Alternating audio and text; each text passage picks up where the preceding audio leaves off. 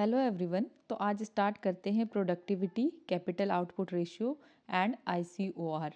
ठीक है, हम ये 3 टॉपिक को अच्छे से पढ़ लेते हैं। ठीक है, तो सबसे पहले हमें ये जानना है प्रोडक्टिविटी के बारे में कि एवरेज प्रोडक्टिविटी क्या है और मार्जिनल प्रोडक्टिविटी क्या है।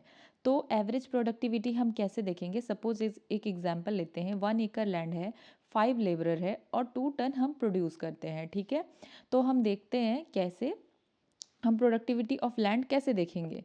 तो हमें ये देखना है कि आउटपुट हम कितना, इनपुट हम कितना लगा रहे हैं और आउटपुट हमें कितना मिल रहा है। ठीक है, तो अगर सपोज कि 1 एकड़ लैंड है और उसमें 2 टन प्रोड्यूस हो रहा है तो हम क्या कहेंगे कि लैंड की प्रोडक्टिविटी कितनी हो गई, 2 टन पर एकड़। ठीक है, तो हम प्रोडक्टिविटी ऑफ लैंड कैसे देख रहे हैं कि सपोज अगर आपके पास 1 एकड़ लैंड है और उस एकड़ में आप 2 टन उगा रहे हो तो इसका मतलब क्या हो गया, लैंड की प्रोडक्टिविटी कितना हो गया, लैंड कितना उपज दे रही है आपको, 2 टन पर एकड़। ठीक है, अब प्रोडक्टिविटी ऑफ लेबर क्या कैसे देखेंगे, सेम उसी वे में हम देखेंगे कि लेबर जो है कितना प्रोड्यूस कर रहा है, लेबर की प्रोडक्टिविटी कितनी है। ठीक है, तो हम अब देख रहे हैं कि एक इनपुट कितना है यानी लेबर कितना है, तो 5 लेबर उसमें काम कर रहे हैं। ठीक है, 5 लेबरर काम कर रहे हैं, आउटपुट हमें कितना मिल रहा है, 2 टन मिल रहा है। तो ईच लेबर जो हर एक लेबर है वो उसकी कितनी आउटपुट है, वो कितना आउटपुट दे रहा है। तो मतलब क्या है कि पर लेबर जो है यानी एक लेबर 0.4 टन जो है प्रोड्यूस कर पा रहा है। तो ये हो गई लेबर की प्रोडक्टिविटी। हम ये कैसे देख रहे हैं कि आउटपुट कितना है। ठीक है, सॉरी, इनपुट कितना है यानी लेबर कितना काम कर रहे हैं और वो कितना आउटपुट दे रहे हैं। That means output by input मिलाएंगे तो कैलकुलेट करेंगे तो हमें पता चल जाएगा प्रोडक्टिविटी ऑफ लेबर कितनी है। ठीक है, सिंपल सा कॉन्सेप्ट है कि प्रोडक्टिविटी ऑफ लैंड कैसा कि आपका कि 1 एकड़ अगर लैंड है तो 2 टन प्रोड्यूस कर रहा है तो 2 टन पर एकड़ जो है आपकी लैंड की प्रोडक्टिविटी हो गई। सिमिलरली इसी वे में क्या हुआ कि लेबर की प्रोडक्टिविटी क्या हो गई, आप ये देख रहे हो कि वो लेबर जो है 5 लेबर मिलकर के कितना प्रोड्यूस कर रहे हैं, 2 टन प्रोड्यूस कर रहे हैं। तो इसका मतलब हर एक लेबर कितना प्रोड्यूस कर रहा है, 0.4 टन पर लेबर। ठीक है, लेकिन अब अगर हम देखना चाहें कि एक अगर हम एक्स्ट्रा लेबर ऐड कर रहे हैं तो 0.2 टन जो है एक्स्ट्रा प्रोड्यूस हो रहा है। तो हम मार्जिनल प्रोडक्टिविटी ऑफ लेबर कैसे देखेंगे। ठीक है, तो marginal productive of labour is equal to change in output, कि आउटपुट में कितना चेंज हो रहा है जब चेंज इन लेबर हो रहा है। अगर आप लेबर में चेंज कर रहे हो तो आउटपुट में कितना चेंज आ रहा है। ठीक है, तो यहाँ पे क्या हो गया, अगर एक्स्ट्रा एक लेबर चेंज कर रहे हैं तो 0.2 टन पर लेबर। ठीक है, अब हम लोग सिमिलरली इसी वे में कैपिटल की प्रोडक्टिविटी देखेंगे।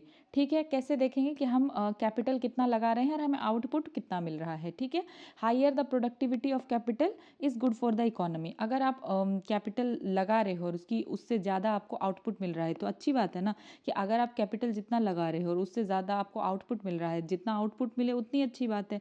लेकिन इन्वर्स क्या है कि productivity of capital is capital by output ratio. तो आप क्या देखोगे, कैपिटल की प्रोडक्टिविटी आप कैसे पता करोगे कि कैसे करके जो है आपका आउटपुट आप कितना लगा रहे हो, इनपुट आप कैपिटल कितना लगा रहे हो और आपको आउटपुट कितना मिल रहा है। ठीक है, तो एक अब बहुत इंपॉर्टेंट कॉन्सेप्ट है कैपिटल आउटपुट रेशियो। तो ये क्या है, तो कैपिटल आउटपुट हम कैसे देखते हैं, ये रेशियो क्या है, ratio of capital to output. ठीक है, जो आउटपुट आ रहा है आप आउटपुट में कैपिटल देखते हैं कि आपने कितना कैपिटल लगाया, आपको कितना आउटपुट मिल रहा है। ठीक है, how much of capital is required per unit of output, कि कितना कैपिटल चाहिए पर यूनिट ऑफ आउटपुट में। सपोज अगर आप टीवी प्रोड्यूस करना चाह रहे हो तो एक टीवी प्रोड्यूस करने के लिए आपको कितना कैपिटल लग रहा है।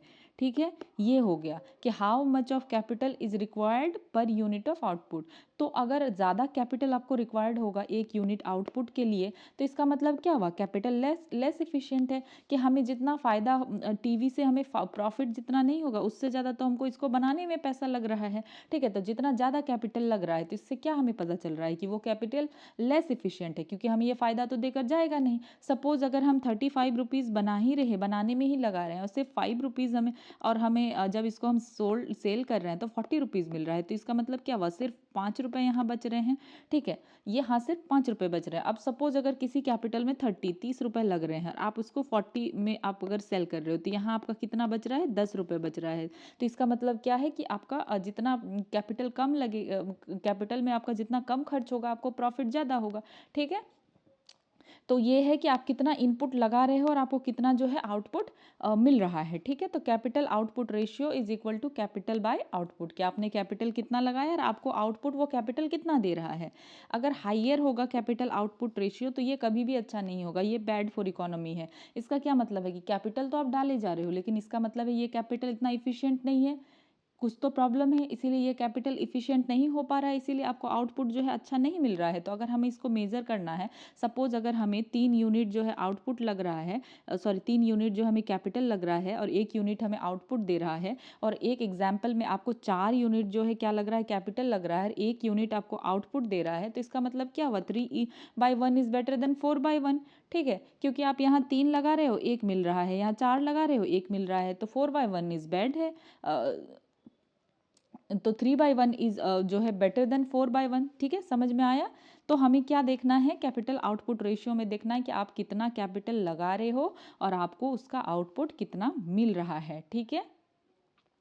तो हमारे लिए ये जानना जरूरी है कि how much average capital is required to produce 1 unit rupee of output of GDP. तो हमें जानना जरूरी है ना कि कितना एवरेज कैपिटल हमें चाहिए 1 यूनिट जो है प्रोड्यूस करने के लिए, तो ये ज़रूरी है हमें जानना। तो हमारा टारगेट वेरिएबल क्या है, आउटपुट बाय जीडीपी, ठीक है, कि हमें हमारी जीडीपी कितनी है और हमें आउटपुट कितना मिल रहा है, ये हमें जानना जरूरी है, ठीक है। सेम उसी तरीके से अब एक आता है इंक्रीमेंटल कैपिटल आउटपुट रेशियो। तो इसमें तो हमने देखा, सिर्फ ये देखा कि हम कितना कैपिटल लगा रहे हैं कैपिटल आउटपुट रेशियो में और हमें आउटपुट क्या मिल रहा है।